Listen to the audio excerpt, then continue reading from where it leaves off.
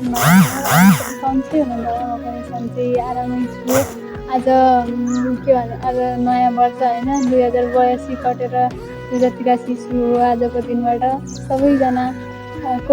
सबैजनाको नयाँ वर्ष राम्रो स्पेसल नै होस् र नयाँ वर्ष आउँदै गरेको नयाँ वर्षले सबैको जीवनमा दुःख हटाएर सुख नै सुख ल्याओस् र सोचेको आँटेको कामहरू सबै पुरा हुँदै जाउन् अनि स्पेसली आफ्नो सोचेको कुराहरू सबै पुरा होस् भन्न चाहन्छु। म चाहिँ हामी यता के भन्छन् त्यो यता बाहिर आएको थियो अनि त्यसरी भिडियो बनाएर हालौँ नि त अब केही न केही भनेर सोचिरहेको थिएँ गाइस। अनि म यस्तो हो क्या नयाँ वर्षसँगै नयाँ वर्ष परिवर्तन हुने वर्षहरू सालहरू पुग्दै जान्छ त्यही पनि आफूले सोचे जस्तो भइरहेको हुँदैन केही कुराहरू त्यसो हुन्छ त्यही पनि केही कुराहरूलाई निरन्तरता दिएर अगाडि बढ्नुपर्छ भन्ने मेरो चाहिँ मान्यता हो।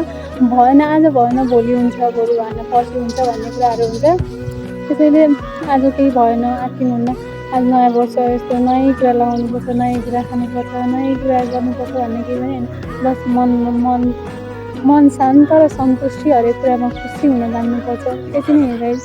अनि आउँदै गरेको आज नयाँ वर्षको सबैजना सम्पूर्णलाई धेरै धेरै शुभकामना सुख शान्ति र समृद्धि भरियोस् सबैको मन खुसी नै खुसी होस्।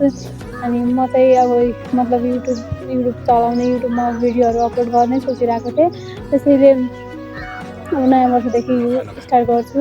अनि त्यही नै केही अब कसरी स्टार्ट गर्ने के स्टार्ट गर्ने भन्ने थाहा पनि थिएन। म चाहिँ अब पढिरहेको छु 10 वर्ष सेकेन्ड इयर अब पढिरहेको छु अहिले गइरहेको छु अनि त्यसैले म कसरी स्टार्ट गर्ने के स्टार्ट गर्ने केही पनि सोचिरहेको थिएन। अब नयाँ वर्षदेखि स्टार्ट गर्छु यस्तै सोचिरहेको थिएँ अनि त्यसैले सबैजनाले माया गरिदिनु होला साथ सपोर्ट देखाइदिनु होला। म पनि सबै आफूले सके जतिको सक्नेछु त्यतिको देखाउनेछु त्यसैले सबैबाट आश गरेको छु।